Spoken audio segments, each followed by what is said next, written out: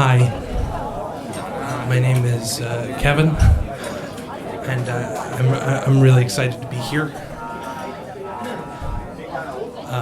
I learned pretty early in my life that there are really only two places where you get to talk about whatever you want and everybody kind of has to shut up.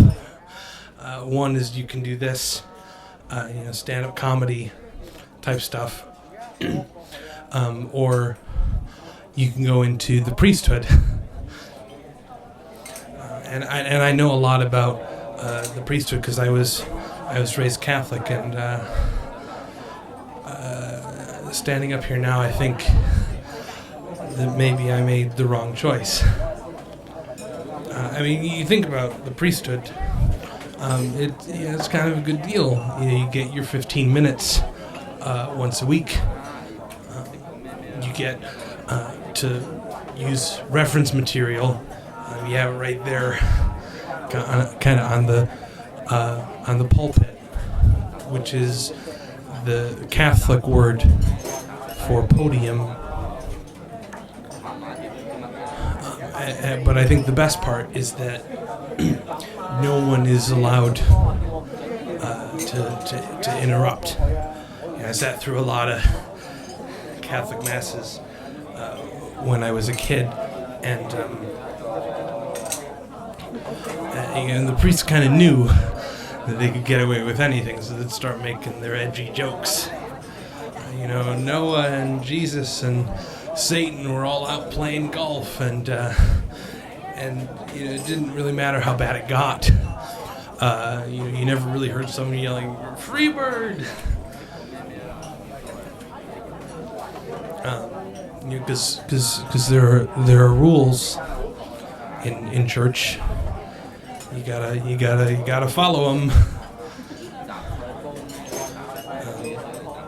It's actually not well known, but it was actually almost the 11th commandment. See, what happened was Moses went up on Mount Sinai, and for those of you who thinks this is a burning bush story, that's first off very inappropriate, but second off, that's a whole other part of the Bible. But Moses went up to the top of Mount Sinai, and he was kind of just sitting there, kind of taking dictation. Recently graduated secretarial school. He was all proud of himself, and God's just kind of going on. 9, thou shalt not bear false witness against thy neighbor, and 10, thou shalt not covet, let's see, thy neighbor's wife, thy neighbor's ass, which is a pre-politically correct term for donkey, but I think it's generally assumed to mean all animals.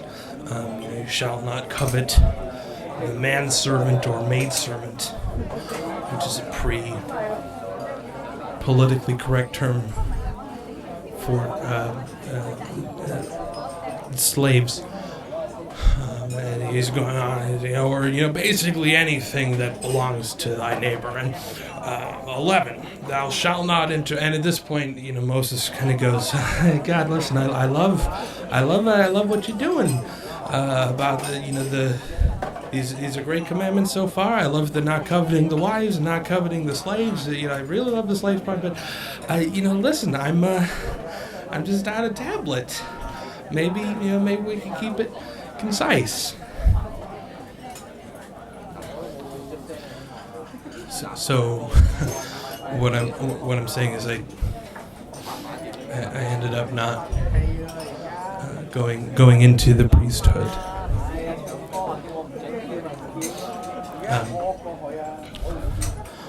More stuff about me. I don't drive. I learned how to. I have this really bad fear of dotted lines, and so I live in New York, which is great. I love New York, and everybody says, it's the greatest city in the world, and if you dare to disagree with them, they will make your life absolutely miserable. but really it is kind of the greatest 8 square feet I have ever lived in, and I really I love that.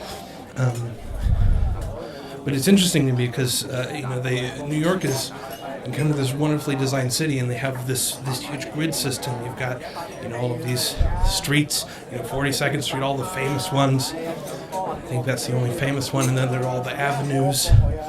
It's this beautiful grid system, and the idea is that they laid it out so that you should theoretically always be able to see the horizon, because they figured that people kind of stuck in the middle of the city would feel like, oh my gosh, there are too many buildings. So they were very rigid about this grid system.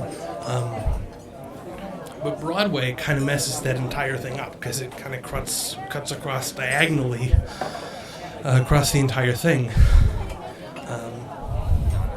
And so New York decided to call these things squares. You got Times Square and Union Square and Baker Square,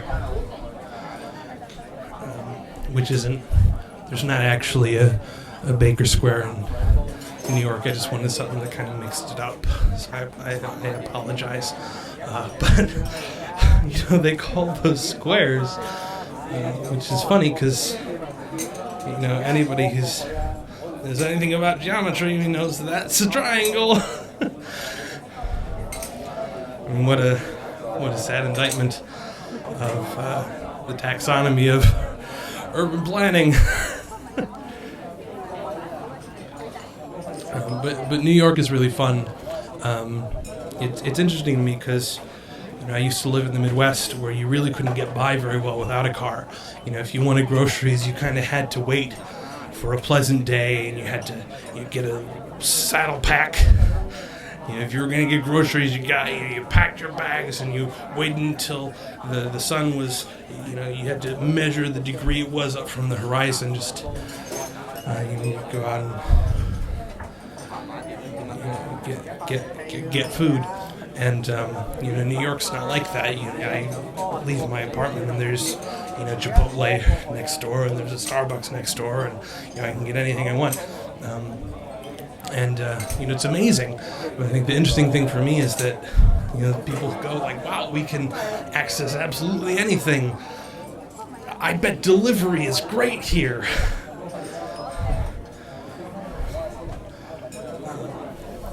So they order in a lot. But I love delivery. I don't want to sound like I'm being judgmental. I love there's Seamless, which is like the Domino's delivery, but for every restaurant. And Amazon. Amazon is just amazing. You can get anything that you want on Amazon. Yesterday I ordered a sense of humor.